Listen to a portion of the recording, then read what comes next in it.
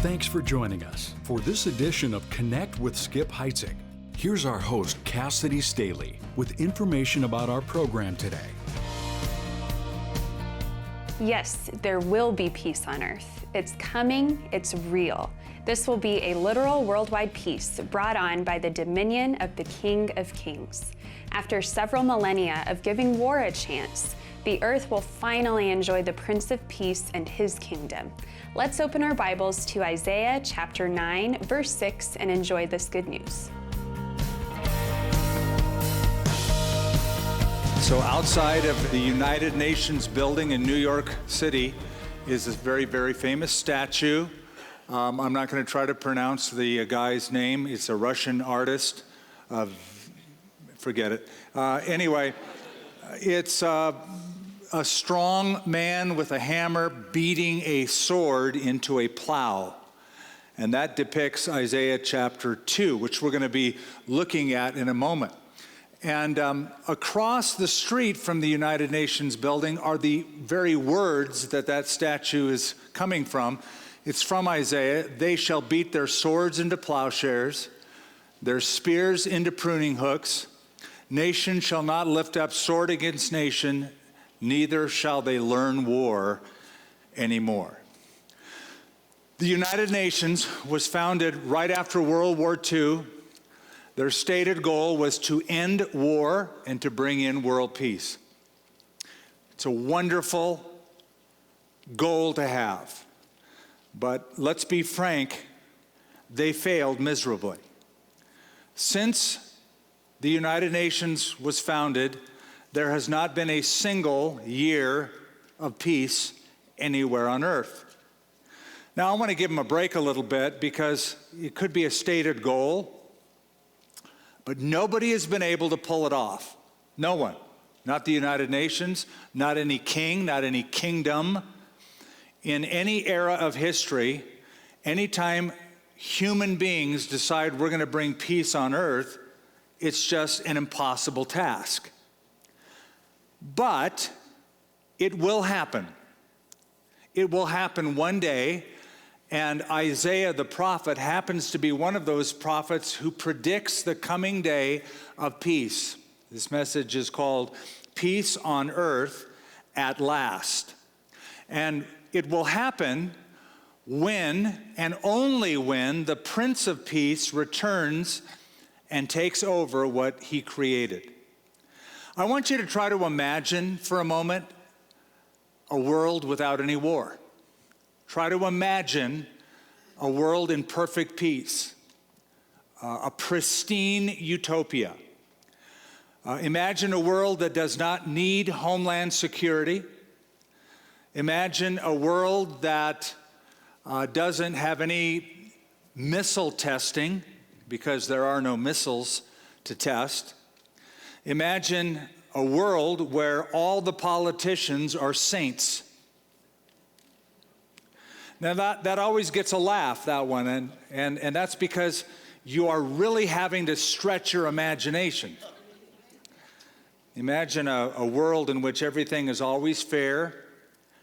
There's no need of an army, there's no need of a navy, there's no need of an air force. Now imagine a world that is so healthy that if somebody dies at age 100, they are said to die as an infant. Imagine a world where the curse is removed, the animal kingdom is tamed, the environment is pristine. Imagine a world where toddlers can play in a snake pit and not be harmed, and where the snakes are unharmed by the toddlers as well. Imagine a world that is abundant with food, but also packed full of people. Now, we can only imagine that. It's only in our imagination. But one day we will not have to imagine it because it's going to come. And it is called the kingdom, or the kingdom age, or the millennial kingdom, or the 1,000-year reign of Christ on the earth. Whatever title, it is the kingdom age. Isaiah the prophet is the author of this book, and we're looking at Isaiah chapter 9. Isaiah chapter 9 is one of the most famous passages in all of the scripture. Unfortunately, people usually only pull it out around Christmas time because it mentions the child being born, and so it finds its way into Christmas cards, and it's preached on at Christmas. When Isaiah wrote this, he wrote it about 100 years before the Babylonian captivity, about 600 years before the birth of Christ. Isaiah, in this passage, and several others, by the way, in this book is full of kingdom prophecy. Isaiah is looking past his own lifetime, past Bethlehem, though there are overtones of it in verse 6. He looks past the first coming of the Messiah, past the cross, past the resurrection, into the future when the Messiah reigns as monarch on the earth. Today, if you mention a king or a kingdom to Americans, that doesn't sit very well. I mean, we're a nation founded in rebellion to the king.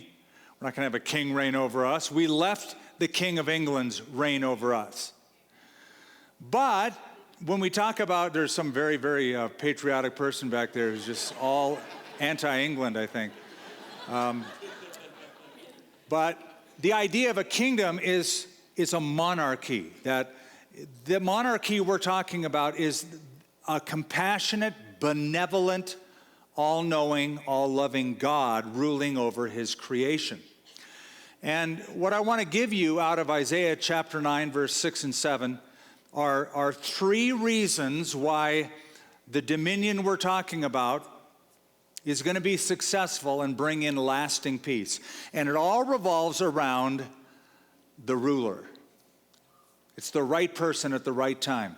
We're going to look at a remarkable king and his royal character and then his righteous kingdom. Look at verse 6 and 7. Let's read it all together. Unto us a child is born, unto us a son is given, and the government will be upon his shoulder, and his name will be called Wonderful, Counselor, Mighty God, Everlasting Father, Prince of Peace. Of the increase of his government and peace there will be no end, upon the throne of David and over his kingdom, to order it and establish it with judgment and justice from that time forward, even forever. And I've always loved in particular this last little sentence. The zeal of the Lord of hosts will perform this. We would translate that, God's going to get her done. He's going to make sure that happens. Now let's go back to verse 6 and notice this king that is predicted. Three things are immediately said of him. His humanity is mentioned. Unto us a child is born. His deity is alluded to. Unto us a son is given. And his sovereignty is stated. The government will be upon his shoulders. Let's take each one. Unto us a child is born. That's Christmas. That's the nativity.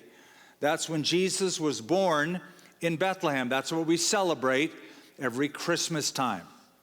But you will notice that Isaiah goes on to further identify this child who is born by calling him the mighty God.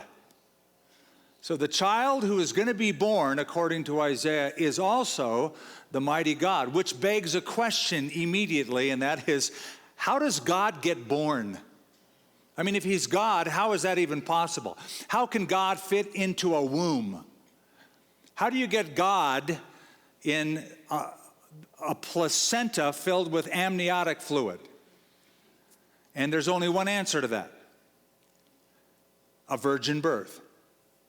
It's the only way God could possibly be born. By the way, Isaiah also in his prophecy predicts that, not here but elsewhere. In chapter 7, a virgin birth. The only way to make this happen is if this child is conceived by the Holy Spirit in the womb of a human girl, so that biologically he is related to Mary, but not biologically related to Joseph. But he was then fully human. He was born, thus he was human. And so that means he experienced what you and I experience. He knows what it's like to be tired as a human. He knew what it was like to get hungry as a human. And he knew what it was like to suffer and ultimately die as a human. But something else is said of this remarkable king, not only his humanity, but it says, unto us a son is given. Did you notice the wording there? It does not say, unto us a child is born, unto us a son is born, but unto us a child is born, unto us a son is given. There is a suggestion just in the text of pre-existence. In fact, I'll state it this way, pre-existent deity. In other words, before he was born as a child, he already existed as God, as the second person of the Trinity. But when the child was born, that's when the Son was also given. That's John 3:16. For God so loved the world that he gave his only begotten Son. Now try to get your head around this one. Jesus Christ was the only person who existed before he was born. He's the only person who existed before he was born. No wonder Paul wrote to Timothy and said, great is the mystery of godliness, that God was manifested in the flesh. What it means is Jesus never became God. Jesus was God before he was born and remained God after he was human. Again, we can thank Isaiah for putting it all together in chapter 7. And he will be called Emmanuel, which means God with us. So unto us a child is born, unto us a son is given. That's his humanity, that's his deity. Notice a further description is his sovereignty. For it says, and the government will be upon his shoulder. Now, it's in the future tense, will be upon his shoulder. He's looking with the prophetic lens into the future, beyond Christmas, beyond the cross, into the kingdom, when the government of the world will rest upon his shoulder. By the way, the word government, this is a Hebrew text we're dealing with in the Old Testament, not Greek. The Hebrew word for government here is the word misra, and it literally means the rule of a monarch. Now, I really like this for this reason. When Jesus comes, he's the monarch. He rules as one. Okay, he's not voted in for 4 years. You know, we don't really like the Messiah. We want a new one. Tough. This is a monarchy, and you can't impeach him. Can't do that. He's in for good. It's the rule of a monarch. But what's this idea of the government will be on his shoulder? In ancient times, governance was considered a burden to be borne on the shoulder of a monarch. They understood the responsibility. If you're going to rule, you have to bear the weight of responsibility for the decisions you make. And they considered it a burden. It's a burden that the king wears or the governor wears. Now, we live in a day and age when the government wants to put the burden on us. But they saw the burden on them in those days. And it was symbolically represented by the robe that the king wore.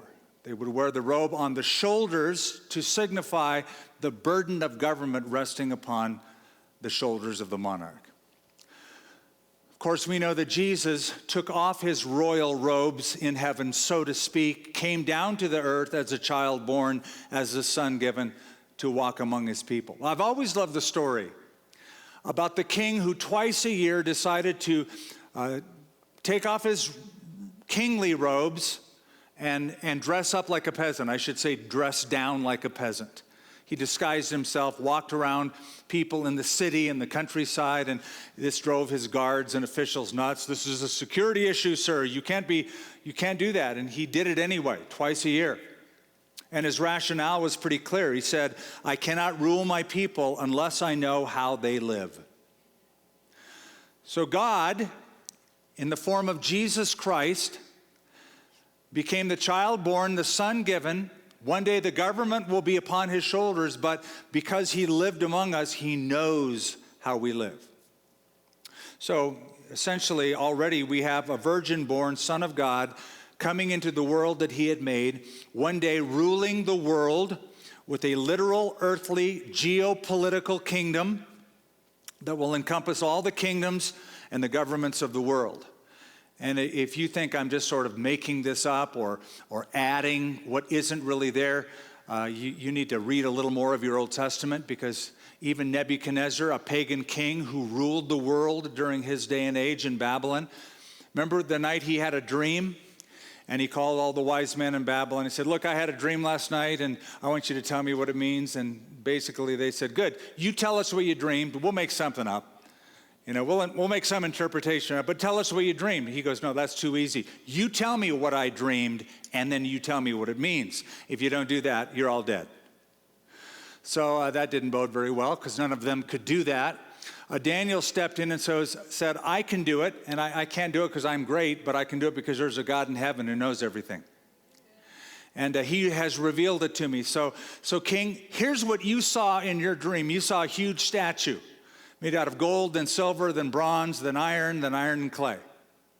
And that represents successive world dominating kingdoms. You're number one. You're the head of gold. You control everything on earth.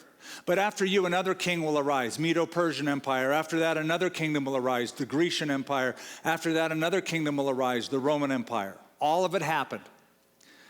And then there's going to be in the latter days a confederation of kings, 10 nations.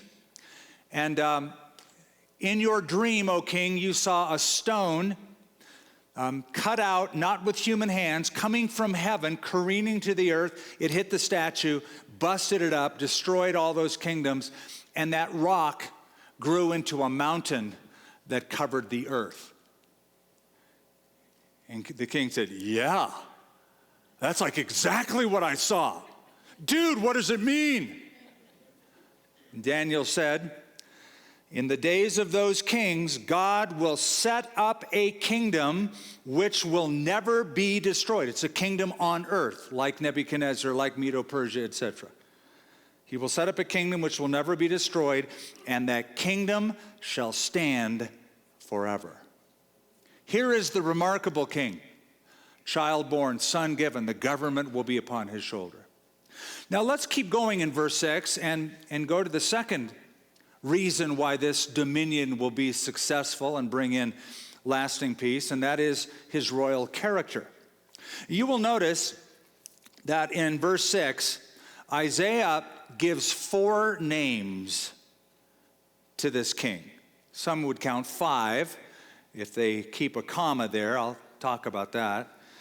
But when Isaiah gives these names, it doesn't mean the child will actually be called by those names. It's not like anybody said, hey, wonderful counselor over here, or hey, mighty God. But these are descriptive characteristics of his reign. So look at the first one.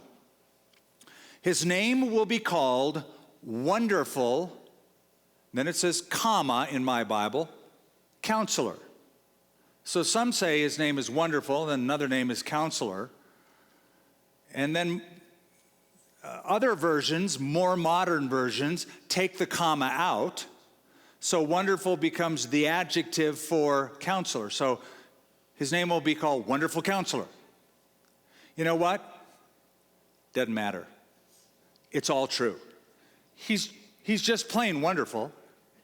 And he's a counselor, but he's also a wonderful counselor. And really, that's probably the best way to see it. Take the comma out, because literally in Hebrew, it's put this way. He will be a wonder of a counselor. He will be a wonder of a counselor. In other words, his wisdom as a counselor transcends all human wisdom. Now, let's be frank here. Anybody can give you counsel. It's not always wonderful. It might be well-meaning, but it might be ungodly counsel. By the way, everybody has an opinion of how you should live. Everybody does. Everybody thinks you should have a certain value system, which is their value system. Everybody has an opinion how you should live. But Jesus' counsel is wonderful. He is the wonderful counselor. There's an old Danish proverb that says, "He who builds according to every man's advice will have a crooked house." So if you try to just kind of bow to everybody's opinion, your life will just kind of look wonky.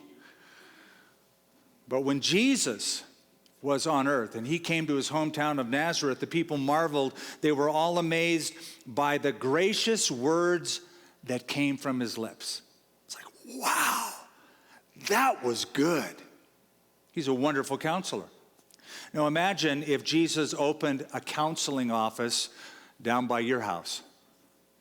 So there's his name out there, Jesus. Counseling hours are given. You go in there to get counsel. You walk in, and he already knows everything about you.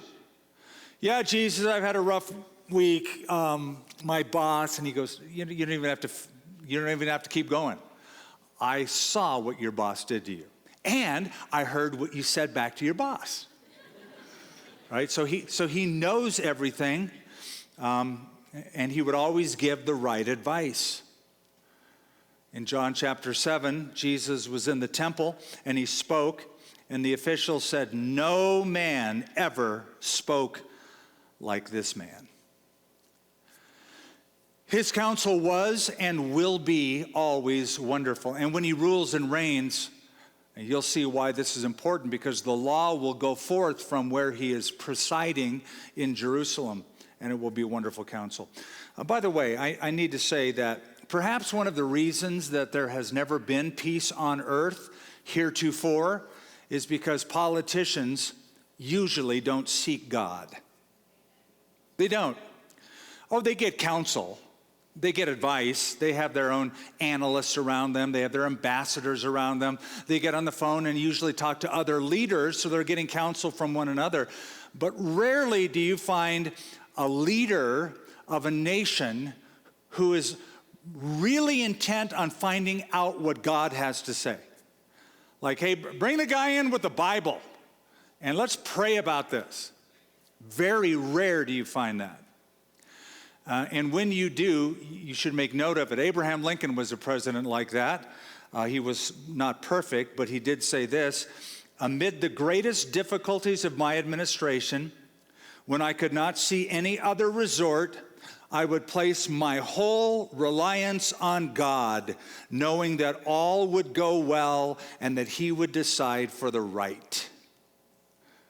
There were times during his administration where it was just too much for him, but he knew he could trust in God.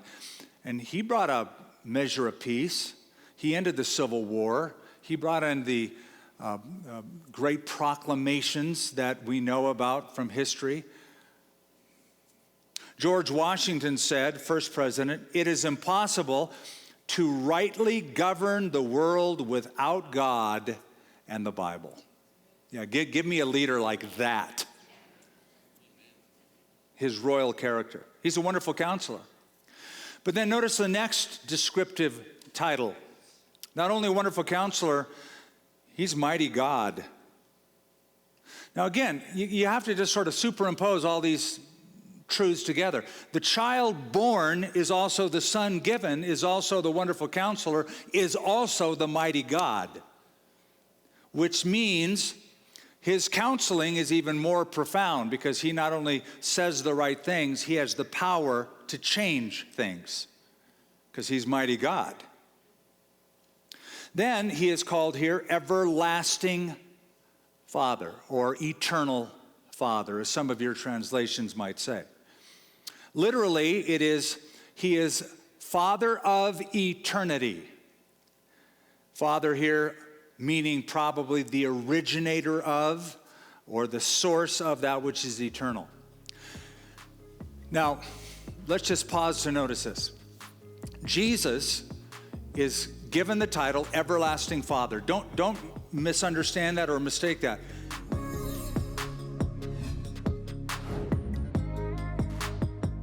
someday, and it may be soon, we will experience what worldwide peace really means. Skip will tell us more about the coming millennial kingdom next time. But now we have a special resource package you can take advantage of. Here are the details. The year was 1962, and the United States was behind in the space race. Boldly, President Kennedy threw down a strong claim. I believe that this nation should commit itself to achieving the goal before this decade is out of landing a man on the moon and returning him safely to the earth. 3, 2, 1, 0, and liftoff. When JFK made this challenge, America had little space experience. Here's Levi Lusko with some background. The most incredible thing that mankind's ever done. The late President Kennedy makes this outrageous goal. We're going to go to the moon, and not only that, we're going to do it in the next 10 years, and it's going to end in safety when the man comes safely back home. I mean, what an incredible thing to say, when all of our space experience at that moment amounted to 15 minutes in space. The Last Supper on the Moon is an epic new hardcover book by Levi Lusko, and it is our resource offer this month. Receive your copy when you give a gift of $35 or more to support this program. Just go to connectwithskip.com or call 1-800-922-1888. That's connectwithskip.com or 1-800-922-1888. Receive your copy of The Last Supper on the Moon by Levi Lusko with your donation of $35 or more when you click in at connectwithskip.com or by calling 1-800-922-1888. That's connectwithskip.com or by calling 1-800-922-1888. Thanks for joining us on Connect with Skip Heitzig. We're connecting you to God's never-changing truth in ever-changing times. This program is brought to you by Connection Communications.